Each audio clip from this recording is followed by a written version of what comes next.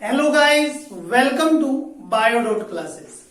पिछले लेक्चर में हमने डीएनए फिंगरप्रिंटिंग के बेसिक कॉन्सेप्ट्स को पढ़ा था। अब डीएनए फिंगरप्रिंटिंग के बेसिक कॉन्सेप्ट्स में हमने वीएनटीआर को पढ़ लिया था। ये देख लिया था कि वीएनटीआर यानी variable number of tandem repeats की वो चीजें होती हैं जो डीएनए फिंगरप्रिंटिंग के अंदर काम आती है। अब आज मैं बात करने जा रहा हूं उस डीएनए फिंगरप्रिंटिंग की टेक्निक्स की। तो वो जो टेक्निक्स होगी डीएनए फिंगरप्रिंटिंग की कैसे होती है, कौन से स्टेप्स इन्वॉल्व होते हैं उसके अंदर, तो मैं डीएनए जो फिंगरप्रिंटिंग है उसकी टेक्निक क्या होगी। देखिए, सबसे पहला जो स्टेप है आइसोलेशन ऑफ डीएनए। सेकंड जो स्टेप आएगा पीसीआर। थर्ड जो स्टेप आएगा कटिंग ऑफ डीएनए। फोर्थ जो होगा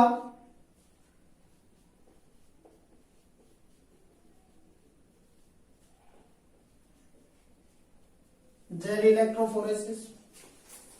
फिफ्थ जो स्टेप होगा वो होगा डीनेचुरेशन। सिक्स्थ जो स्टेप होगा वो होगा ब्लोटिंग। और सेवंथ जो स्टेप होगा वो होगा हाइब्रिडाइजेशन।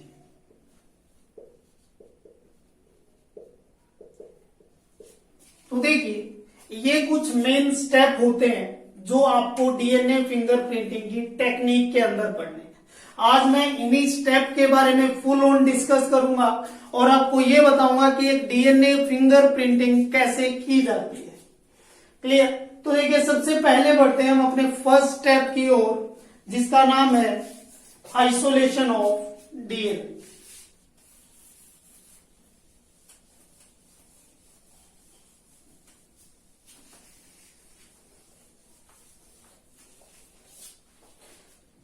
अब देखिए, डीएनए का आइसोलेशन करना होगा, यानी कि आपको कहां से डीएनए को पहले एक्सट्रैक्ट करना होगा, डीएनए को वहां से निकालना होगा। अब जैसे मानो फिर क्या होगा, देखिए, जैसे ही आप डीएनए को आइसोलेट कर लेते हो, मानो आपने इस सेगमेंट को आइसोलेट कर लिया है, उस सेल से इस डीएनए को निकाल लिया है। अब दूसरे स्टेप में फिर आप क्या करने जा रहे हो, इसका पीसीआर करने जा रहे हो। देखिए, पीसीआर क्या होगा, इसका मतलब होता है पॉलीमरेज चेन रिएक्शन। और पॉलीमरेज चेन रिएक्शन कब की जाती है? देखिए, मान लीजिए जो डीएनए आपने आइसोलेट किया है, अब मैं बोल रहा हूं ये डीएनए स्मॉल है, यानी कि स्मॉल फ्रेगमेंट्स है ये डीएनए का। क्लियर? अब अगर इस ये डीएनए अगर स्मॉल है तो इसकी क्या करना होगा, आपको इसकी मल्टीपल कॉपी अराइज करनी होगी डीएनए को फर्दर स्टडी करने के लिए। तो पीसीआर जो होगा पॉलीमरेज चेन रिएक्शन, ये क्या काम करता है? देखिए, ये मैं बोल रहा हूं कि ये करवाता है इन विट्रो प्रोसेस करवाता है। इन विट्रो प्रोसेस कह लो या इन विट्रो रेप्लिकेशन करवाता है, जिसके अंदर डीएनए की जो फर्दर यानी कि डीएनए की मोर कॉपीज मिल जाती है, हमें बहुत ज्यादा कॉपी मिल जाती है, मल्टीप्लीकेशन हो जाती है उस डीएनए फ्रेगमेंट की। क्लियर? जो पीसीआर होगा ये एक मशीन है जिसको 1983 के अंदर एक कैरी म्यूलिस नाम का साइंटिस्ट था,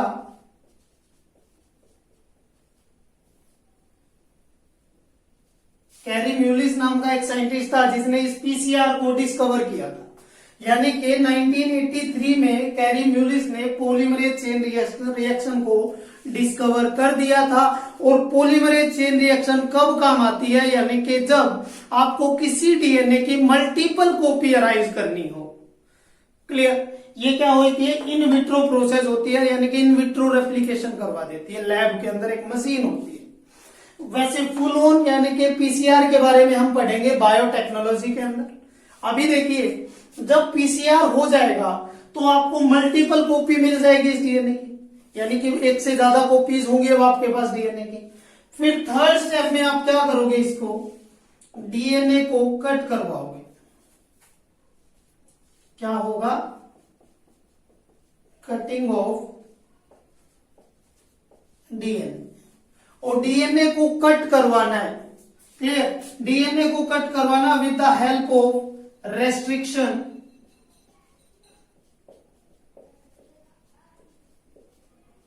एंडोन्यूक्लियस।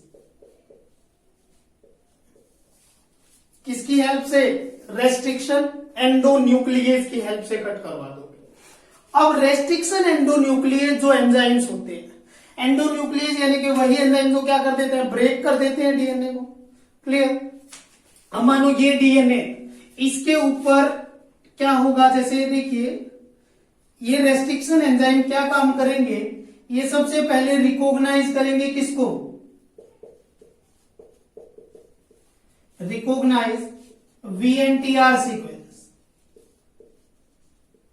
वीएनटीआर सीक्वेंस को रिकॉग्नाइज कर देंगे और वहां से उसको कट कर देंगे। जैसे मानो ये यहां पर मैं बोल रहा हूं कि इस डीएनए के अंदर ये और यहां पर, यहां और यहां पर, ये मानो वीएनटीआर सीक्वेंस, क्लियर, ये भी वीएनटीआर सीक्वेंस। अब जो आपके रेस्ट्रिक्शन एंडोन्यूक्लियस होंगे, इनके पास ये स्पेसिफिसिटी होगी कि ये क्या करवा सकते हैं, ये मेनली इस डीएनए को कट करवा सकते हैं इन वीएनटीआर से।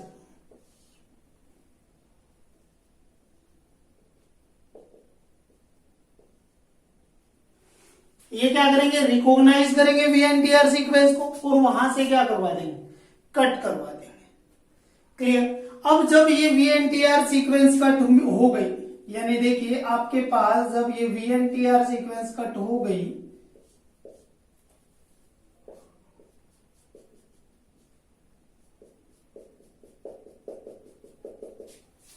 क्लियर, ये सीक्वेंस होगी। अब देखिए 3 स्टेप कंप्लीट कर दिया हमने, कौन से, सबसे पहला आइसोलेशन किया डीएनए का, डीएनए को आइसोलेट करना होगा।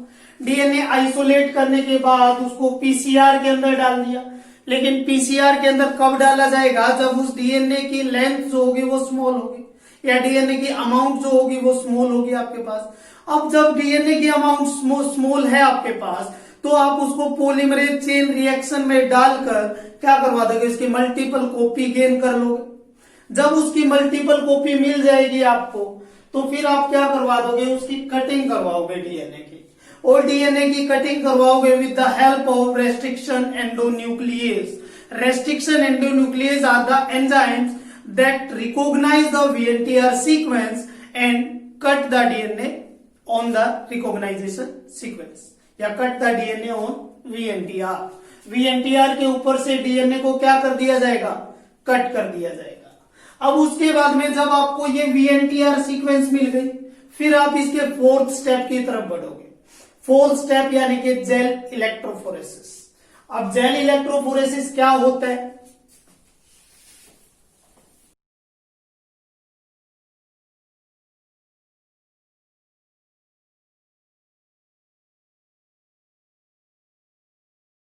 फोर्थ स्टेप के अंदर यानी कि जेल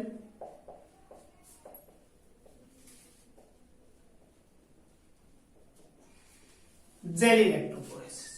और जेल इलेक्ट्रोफोरेसिस एक इलेक्ट्रिकल यूनिट होती है। उस इलेक्ट्रिकल यूनिट के अंदर क्या करते हैं, आप एग्रोजेल लेते हैं, एग्रोजेल को डालकर उसके अंदर बफर सॉल्यूशन डाल के और फिर डीएनए को लोड करते हैं, और फिर बाद में क्या होता है, इलेक्ट्रिक चार्ज के थ्रू डीएनए को रन करवाते हैं उसके अंदर। देखिए मैं एक बार बताना चाह रहा हूं क्या होगा। जेल इलेक्ट्रोफोरेसिस के अंदर जो जेल यूज किया जाएगा उसका नाम है एग्रोजेल। जो जेल यूज होगा मेनली उसका नाम क्या है, एग्रोजेल। अब देखिए जो इलेक्ट्रोफोरेसिस यूनिट होगी, मैं बोल रहा हूं कि ये एक इलेक्ट्रोफोरेटिक यूनिट,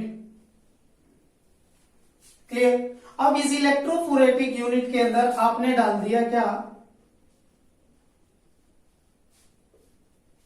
एग्रोजेल। एग्रोजेल डालने के बाद मेनली देखिए क्या होगा, आपने क्या देखा, यहां पर कुछ वेल बना दी, यहां पर मानो ये 2 वेल बनी हुई है, कितनी भी हो सकती है, 2, 3, 4, 5, मोस्टली 3 या 4 वेल होती है इसके अंदर। क्लियर। जब ये वेल बना दिया आपने तो अब क्या करोगे, देखिए मैं फिर बोल रहा हूं कि इसके अंदर फिर आप क्या कर दोगे, आपका जो डीएनए आपने एक्सट्रैक्ट किया है। क्लियर। देखिए मैं बोल रहा हूं कि ये जो 2 VNTR निकाली थी आपने, मैं इसको डीएनए ए और इसको मैं डीएनए बी बोल दूंगा। क्लियर। तो यहां पर आपने डीएनए ए को और यहां पर आपने डीएनए बी को लोड कर दिया। यहां पर डीएनए ए और डीएनए बी को क्या कर दिया, इसके अंदर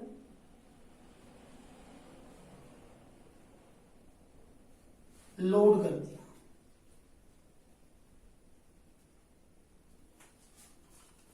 क्लियर। या सिंपल मानिए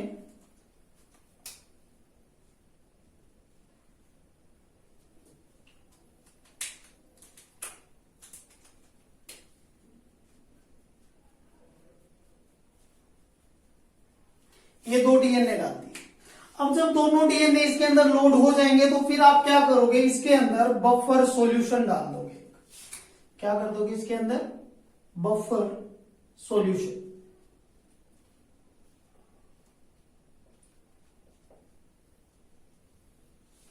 फिर आपने इसके अंदर बफर सॉल्यूशन डाल दिया। अब बफर सॉल्यूशन डालने के बाद फिर देखिए क्या होगा, इसके अंदर 2 चार्ज यूनिट होंगे, यानी कि इसके अंदर कैथोड और एनोड होंगे। मैं बोल रहा हूं यहां पर इसके ऊपर पॉजिटिव चार्ज होगा, यहां पर इसके ऊपर नेगेटिव चार्ज होगा। यहां पर तो नेगेटिव चार्ज होगा और यहां पर क्या होगा, पॉजिटिव चार्ज होगा। क्लियर। जब आपने इलेक्ट्रिसिटी ऑन की तो यहां से क्या होगा, ये डीएनए यहां से निकलकर सेपरेट होना स्टार्ट हो जाएगा। क्या होगा, ये डीएनए यहां पर मैं बोल रहा हूं कि सेपरेट होना स्टार्ट हो जाएगा।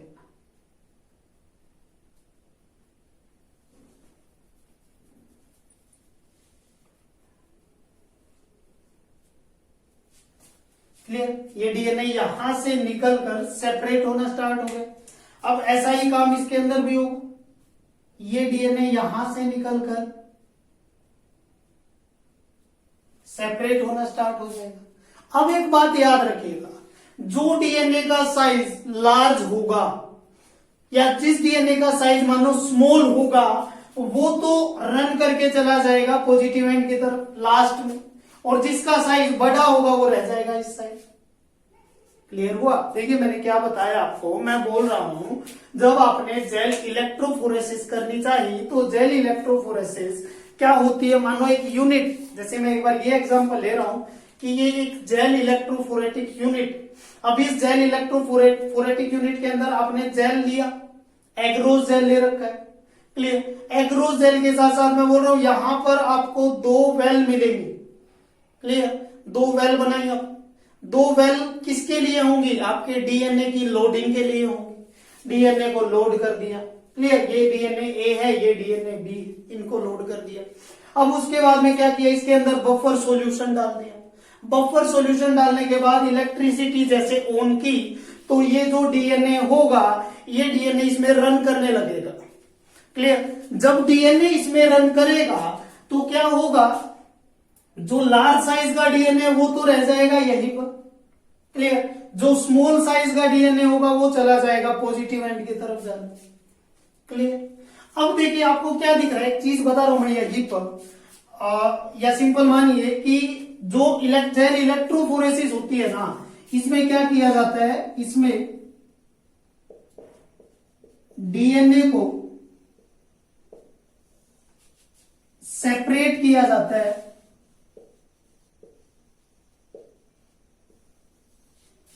on the basis of their charge and on the basis of their size। यानी कि जेल इलेक्ट्रोफोरेसिस के अंदर डीएनए के चार्ज के बेसिस पर और डीएनए के साइज के बेसिस पर उनको क्या किया जाता है, सेपरेट किया जाता है।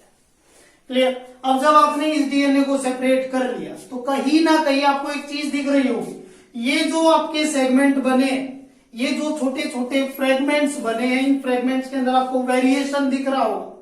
यानी कि यहां पर लार्ज साइज का फ्रेगमेंट्स है, यहां पर स्मॉल, यहां पर और भी स्मॉल। तो यानी कि क्या दिख रहा है, इनके अंदर आपको वेरिएशन शो हो रहा है या नहीं?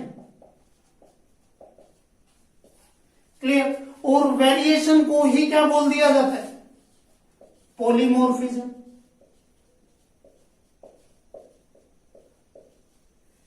वेरिएशन को क्या बोल दिया जाता है? पॉलीमॉर्फिज्म। अब ये जो वेरिएशन आपको यहां पर दिख रहा है, ये जो पॉलीमॉर्फिज्म आपको दिख रहा है, ये किसकी रिस्पेक्ट में दिख रहा है? डीएनए की लेंथ के रिस्पेक्ट में। यानी यहां पर बड़ा डीएनए, यहां पर छोटा है, तो डीएनए की लेंथ के अकॉर्डिंग या लेंथ के रिस्पेक्ट में आपको जो वेरिएशन, जो पॉलीमॉर्फिज्म दिख रहा है, उस प्रोसेस को एक नाम बोल दिया जाता है, क्या? RFLP। और RFLP को हम डिस्कस कर चुके हैं जब हमने कौन सा टॉपिक किया था? जब हम ह्यूमन जीनोम प्रोजेक्ट की मेथोडोलॉजीज पढ़ रहे थे, तब मैंने आपको इस टॉपिक के बारे में बताया था, रेस्ट्रिक्शन फ्रेगमेंट लेंथ पॉलीमॉर्फिज्म। यही मतलब हुआ कि लेंथ की रिस्पेक्ट में आपको पॉलीमॉर्फिज्म दिख रहा है on the gel electrophoretic unit, this is called restriction fragment length polymorphism. Clear. तो ये तो हो गया एग्रोजेल का सेपरेशन। क्लियर। अब डीएनए को आपने क्या कर दिया? सेपरेट कर दिया। क्लियर। अब जब ये डीएनए सेपरेट हो जाएगा, यानी कि सारा का सारा डीएनए जब सेपरेट हो जाएगा, तो इसके बाद में फिफ्थ स्टेप जो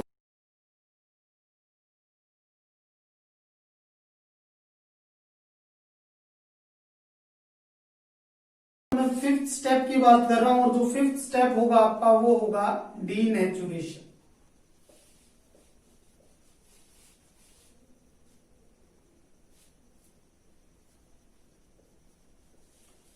और डीनेचुरेशन के अंदर क्या किया जाएगा? जो आपका डबल स्ट्रैंडेड डीएनए होगा,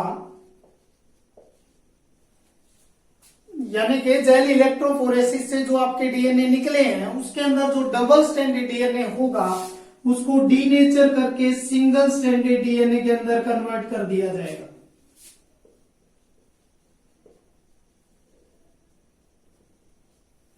क्लियर। और जो ये डीनेचुरेशन किया जाएगा, ये प्रोसेस से किया जाएगा, क्या? Alkali treatment.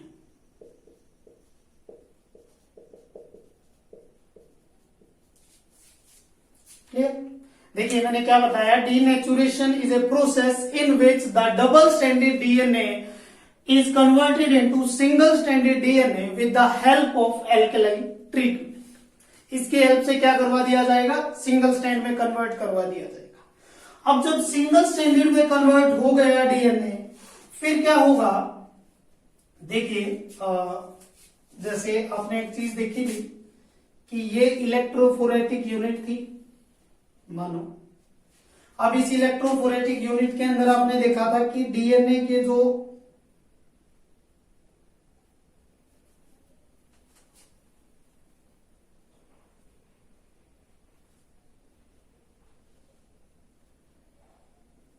सेगमेंट थे, ये सेपरेट हो चुके थे।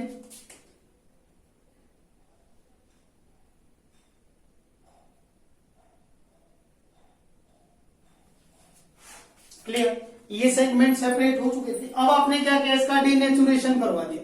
अब जब डीनेचुरेशन करवाया तो क्या हो गया? ये डबल स्ट्रैंडेड डीएनए था, अब मैं बोल दूंगा कि इसको किस में कन्वर्ट कर दिया गया? सिंगल स्ट्रैंडेड डीएनए के अंदर।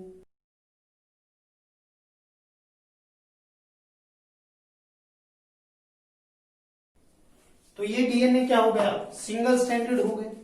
अब इस सिंगल स्ट्रैंडेड डीएनए के अंदर क्या करवाया जाएगा? देखिए मैं फिर बोल रहा हूं कि इसका जो सिक्स्थ स्टेप होगा वो होगा ब्लोटिंग। ब्लोटिंग करवा दी जाएगी। और ब्लोटिंग क्या होती है? ब्लोटिंग एक प्रोसेस होगी जिसके अंदर क्या किया जाएगा? मेन जो डीएनए आपका जेल के ऊपर प्रेजेंट है, जो डीएनए आपका जेल के ऊपर प्रेजेंट है, उस डीएनए को ट्रांसफर कर दिया जाएगा ऑन नाइलोन शीट या नाइट्रोसेलुलोज मेम्ब्रेन। यानी कि ब्लोटिंग के अंदर क्या होगा? ट्रांसफर होगा ऑफ डीएनए का फ्रॉम जेल टू, कहां पर? जेल से नाइलोन मेम्ब्रेन के ऊपर। और नाइट्रोसेल्यूलोज मेम्ब्रेन। इसके ऊपर क्या कर दिया जाएगा, इस जेल को या इस डीएनए को ट्रांसफर करवा दिया जाएगा। अब देखिए ब्लोटिंग जो होती है ना, ब्लोटिंग 3 टाइप की होती है। एक तो सदर्न ब्लोट,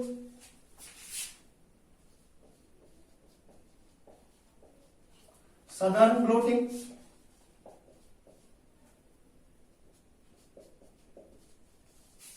एक नॉर्दर्न ब्लोटिंग, और एक होती है वेस्टर्न ब्लोटिंग। देखिए सदर्न ब्लोटिंग, नॉर्दर्न ब्लोटिंग और वेस्टर्न ब्लोटिंग, ये 3 टाइप की ब्लोटिंग होती है। अब सदर्न ब्लोटिंग जो होगी, ये ब्लोटिंग होती है कि इसके लिए डीएनए के लिए, ये तो किसके लिए होती है, डीएनए के लिए। नॉर्दर्न ब्लोटिंग जो होगी ये होती है किसके लिए, आरएनए के लिए। और जो वेस्टर्न ब्लोटिंग होगी ये होती है किसके लिए, प्रोटीन्स के लिए। देखिए मैंने आपको 3 टाइप की ब्लोटिंग बताई है यहां पर, और ब्लोटिंग क्या बताई है कि ट्रांसफर होना होगा डीएनए का, कहां से, जेल से नाइट्रोसेल्यूलोज सीट के ऊपर या नाइट्रोसेल्यूलोज नाइलॉन मेम्ब्रेन के ऊपर। अब 3 टाइप की होती है, सदर्न ब्लोटिंग, नॉर्दर्न ब्लोटिंग और western blotting.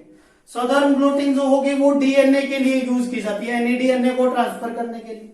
Northern bloating RNA के लिए यूज की जाती है, और वही वेस्टर्न ब्लोटिंग प्रोटीन्स के लिए यूज की जाती है। तो जब आप इसकी ब्लोटिंग करवा दोगे, क्लियर, फिर जो आपका 6th स्टेप यानी 7th स्टेप आएगा जिसको बोला जाता है हाइब्रिडाइजेशन। क्लियर। अब देखिए एक बार फिर से मैं बता रहा हूं, जब डीनेचर हुआ डीएनए, सिंगल स्ट्रैंडेड में कन्वर्ट हो गया, आपने फिर इस डीएनए को ट्रांसफर करवा लिया on the nitrocellulose membrane. Clear. और जो ट्रांसफर करवाने की प्रोसेस है इसको आपने क्या बोल दिया, ब्लोटिंग बोल दिया। 3 टाइप की ब्लोटिंग बता दी मैंने, southern blotting, northern blotting, western blotting. Proteins के लिए तो वह वेस्टर्न, आरएनए के लिए नॉर्दर्न और डीएनए के लिए सॉर्दर्न ब्लोटिंग। क्लियर।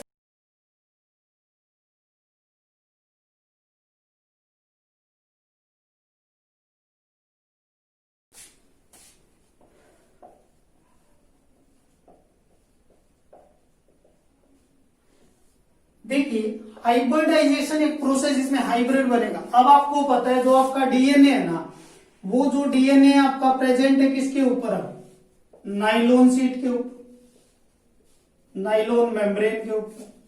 क्लियर। अब आप हाइब्रिडाइजेशन की स्टेप में एक पहला काम क्या करोगे, एडिंग ऑफ प्रोब। प्रोब को क्या करवाओगे आप, ऐड करवाओगे। अब प्रोब क्या होते हैं, मेन क्वेश्चन ये आता है। तो प्रोब जानिए, प्रोब क्या होगी, एक छोटी सी नॉन सिंगल स्ट्रैंडेड डीएनए की सीक्वेंस होगी। क्लियर। क्या होगी ये, it is single stranded DNA sequence which are known to us, जिसका हमें पता होगा। क्लियर। यानी कि जो प्रोब होगी ये क्या होगी, एक सिंगल स्ट्रैंडेड डीएनए की सीक्वेंस, इसका हमें पता है, यानी कि जो हमने आर्टिफिशियली खुद बनाई है वो सीक्वेंस। अब ये जो प्रोब जो होगी ना, ये प्रोब क्या होगी, कॉम्प्लीमेंट्री सीक्वेंस होगी। ये उसके कॉम्प्लीमेंट्री सीक्वेंस होगी। तो देखिए एक बार समझिएगा, यहां पर जो आपकी ये इलेक्ट्रोफोरेसिस यूनिट थी, यानी कि नाइलॉन मेम्ब्रेन थी। अब इस नाइलॉन मेम्ब्रेन के ऊपर मैं बोल रहा हूं कि सिंगल स्ट्रैंडेड डीएनए प्रेजेंट थे। क्लियर। ये सिंगल स्ट्रैंडेड डीएनए थे इसके ऊपर। अब आपने क्या किया, इसके अंदर प्रोब डाल दिया। क्लियर। अब जब आपने इसके अंदर यानी प्रोब डाला, तो मैं बोल रहा हूं कि जो प्रोब होगा वो इस क्या होगी, प्रोब सिंगल स्ट्रैंडेड डीएनए की सीक्वेंस और इनके कॉम्प्लीमेंट्री होगी। अब प्रोब क्या करेगा, जैसे ही उसको सीक्वेंस मिलेगी वो जाकर ऐड होगा, उन सीक्वेंस के ऊपर जाकर ऐड होगा। यानी जैसी जैसी उसको सीक्वेंस मिलती रहेगी वो उस सीक्वेंस के ऊपर जाकर ऐड हो। क्लियर। अब देखिए मानो ये मैं बोल रहा हूं ये प्रोब है, जैसे इसमें जो ग्रीन दिखाई ये प्रोब और इसमें जो ये ब्लू दिखाई ये प्रोब है ना। क्लियर। अब प्रोब क्या होगा, इस कॉम्प्लीमेंट्री के ऊपर जाकर ऐड कर गया या नहीं, पता लगा। यानी कि अब क्या हुआ यहां पर ये देखिए क्या बना, ये डीएनए और प्रोब का हाइब्रिड बन गया या नहीं। क्लियर। ये डीएनए प्रोब का हाइब्रिड बना या नहीं। क्लियर। अब क्या होगा, जब ये हाइब्रिड बन जाएगा तो आप क्या करवाओगे, यानी कि जो अब जो नाइलॉन मेम्ब्रेन है इसके ऊपर यानी कि प्रोब को आपने क्या करवा दिया, प्रोब को आपने रेडियो एक्टिव करवा दिया। ठीक, प्रोब को क्या करवा रखा है आपने, जो प्रोब हैं इनको रेडियो एक्टिव करवा रखा है। क्लियर। अब जो नाइलॉन मेम्ब्रेन जो है, नाइलॉन मेम्ब्रेन के ऊपर क्या करवाओगे आप, ऑटो रेडियोग्राफी करवाओगे।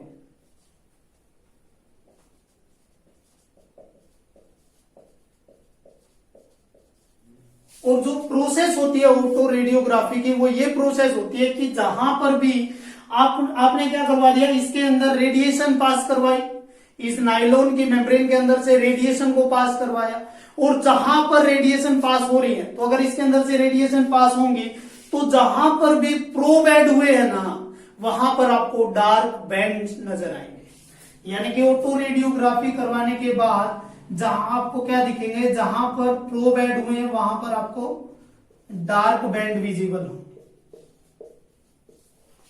क्या होंगे, डार्क बैंड विजिबल होंगे। देखिए जैसे ये नाइलॉन, इसके ऊपर से रेडियोग्राफी करवाई, ऑटो रेडियोग्राफी। अब जैसे ये दिख रहा है इसकी जगह आपको डार्क बैंड दिखेगा, एक यहाँ डार्क बैंड, यहाँ डार्क बैंड, यहाँ यहाँ और यहाँ। तो आपको ये पता लग जाएगा कि जहां पर डार्क बैंड है ना वो हमने प्रोब ऐड करवाए हैं, और वो जो सीक्वेंस है जो प्रोब की सीक्वेंस का तो हमें पता है, तो उसके कॉम्प्लीमेंट्री सीक्वेंस का हमें पता लग जाएगा या नहीं। क्लियर। तो देखिए मैंने क्या बोला, हाइब्रिडाइजेशन के अंदर क्या करवाया जाएगा, जो डीएनए होगा वो नाइलॉन मेम्ब्रेन के ऊपर आ जाएगा, उस डीएनए के अंदर प्रोब ऐड करवा दोगे, और प्रोब जो होंगे वो रेडियो एक्टिव होंगे, सिंगल स्ट्रैंडेड डीएनए की सीक्वेंस होगी जो हमें पता है पहले से। क्लियर। और ये कॉम्प्लीमेंट्री सीक्वेंस भी होगी क्योंकि ये इसके डीएनए के कॉम्प्लीमेंट्री ऐड हो जाएगी।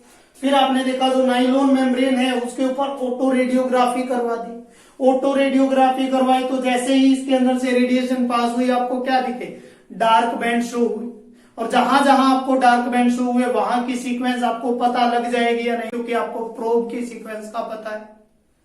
समझ में आएगा। तो ये होती है क्या, टेक्निक। टेक्निक किसकी, डीएनए फिंगरप्रिंटिंग की। अब यहां पर आपका molecular basis of inheritance chapter complete होता है। इस चैप्टर के मानो अगर कभी मैं वीडियो जो बनाऊंगा उस वीडियो के अंदर क्या करूंगा, इस एनसीईआरटी के अंदर जो क्वेश्चन है ना, क्लियर, यानी कि बिटवीन द जो चैप्टर्स क्वेश्चन है उसके अंदर मैं बात करूंगा उन क्वेश्चंस की। क्लियर। उन क्वेश्चंस के बारे में क्या क्या है या उनके आंसर्स क्या क्या होंगे। तो एक बार पहले इन चीजों को समझ लीजिएगा। जिसने अभी तक इस वीडियोस को नहीं देखा या मॉलिक्यूलर बेसिस ऑफ इनहेरिटेंस के पार्ट्स को नहीं देखा है वो जाकर इन पार्ट्स को देख ले, चैप्टर को समझ ले, और जो भी डाउट आ रहे हैं वो मुझे कमेंट सेक्शन में लिखकर जरूर बताएं। वीडियो को ज्यादा से ज्यादा लाइक करें, शेयर करें, मेरे चैनल को सब्सक्राइब करें, और जो अगर आपको कोई और डाउट आ रहे हैं तो मुझे आप टेलीग्राम पर भी फॉलो कर सकते हैं जिसका लिंक डिस्क्रिप्शन में है। Thank you.